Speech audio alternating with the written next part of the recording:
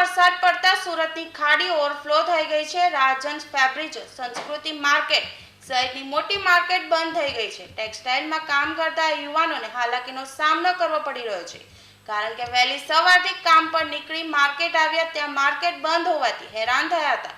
હવામાન વિભાગે દક્ષિણ ગુજરાતમાં રેડ એલર્ટ આપ્યું છે। તમામ તાલુકાઓમાં વહેલી સવારથી વરસાદી માહોલ જોવા મળ્યો હતો। બારડોલી પલસાણા તાલુકામાં વરસાદની રમઝટ જોવા મળી હતી। પાણી ભરાતા લોકોને ભારે હાલાકીનો સામનો કરવો પડી રહ્યો છે। ટેક્સટાઇલ માર્કેટના ગોડાઉન તરફના મુખ્ય માર્ગ પર ઘૂંટણસમાં પાણી ભરાયા છે।